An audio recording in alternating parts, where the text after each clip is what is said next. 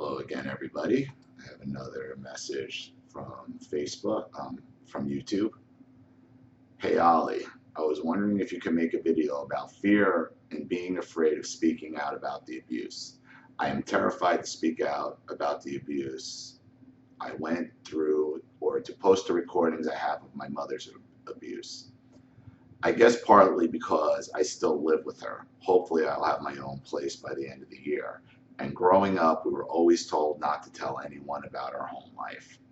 My narc mother was once reported to CPS, and when she found out, lined, up, lined us up and questioned us and kept asking if we told our school or teachers anything.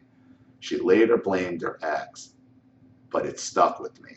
Aside from that, she was also very violent when we were younger, and it's created deep-seated fear of my mother. I discovered what narcissistic personality disorder was from your channel, and it has helped so much. Thank you, and I'm looking forward to your future podcasts. And that's from Katie. Well, first, I hope you got out of there because I got this message about 9 months ago. So, firstly, I hope you got out of there. Secondly, this is something that many of us deal with who have been abused by narcissists. Is basically being threatened by your parents into being told by your parents telling you, like, don't talk about family business, don't air your dirty laundry, yada, yada, yada. Basically, shut up about what happens in here. And, that's something my wife dealt with horribly by her mother, where her mother had her to the point where she didn't speak in public in front of people, and, she was so good in school. In school, she was pretty good. But if ever questioned about her home life, she would shut down, and she developed such a fear for her mother that when there were a few occasions, like one specifically was when they were testing her because they wanted to skip her 2 grades ahead of everybody else. And when they sent her to the testing, she didn't speak a word. She just sat there silently out of fear of her mother, out of fear of them finding out what went on in that house, and her, being beaten even worse by her mother. Another one was a speaking engagement where they had her up on a stage and she just wouldn't open her mouth because of her mother. And her mother never said anything to her about it, because obviously it was like that silent approval of her silence. It's like, yeah, better off to have her look like an idiot and not talk, even though everybody's saying this girl is so smart and she's a genius. And that's in order to mask the abuse. And that's something so many of us go through. In New Jersey, where I grew up, there was a CPS, is called DIFUS, Division of Youth and Family Services. And because my mother was so neglectful, and mainly neglectful of my golden child brother, he kept injuring himself. Before the age of 2, he needed plastic surgery on his chin because she let him fall down the stairs. She wasn't paying attention because she was on the phone, and he jumped on, was on a stool and fell off it and cracked his collarbone. He swallowed an entire bottle of baby aspirin and had to have his stomach pumped. He drank kerosene. I mean, the kid was constantly getting injured due to my mother's neglect.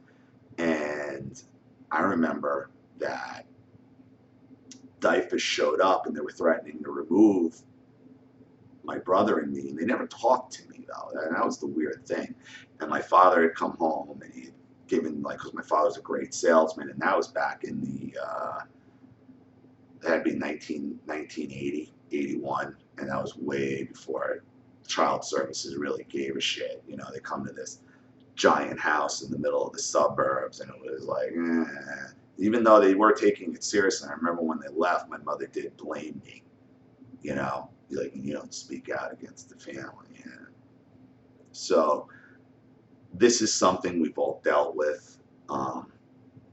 You're an adult now, Katie, so your fear of your mother isn't really, like, your fear is real, but what she can do to you isn't. Hopefully you've gotten out, and especially if you're out and you're not living under her roof and under her thumb anymore, you should have no problem speaking out about it at this point. None whatsoever. So, messages like yours, getting your story out, make a channel, make a blog, talking about this is what's going to shine the light on these abusers. And it's going to make it harder and harder and harder for them to threaten their own kids into silence, because this happens, this is quite common, where the narcissistic abuser threatens you into silence as a child. And that is, in effect, the narcissistic abuse that does stick with you for the rest of your life, because as an adult now, somebody who hopefully is out of the house, you're still afraid to speak out against this woman. And when you think about it realistically, the fear isn't rational. The fear is based on the abuse you dealt with as a child. So keep that in mind. Hope this video helps. Hope it helps whoever watched it. Thank you for watching. And if you enjoy this channel and you want to see it grow, please consider making a donation to the GoFundMe link in the description box.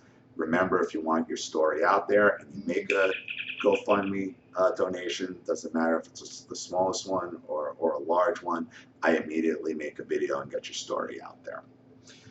This is Ollie Matthews. Thanks for watching. I'll see you all again very shortly. Thanks. Bye.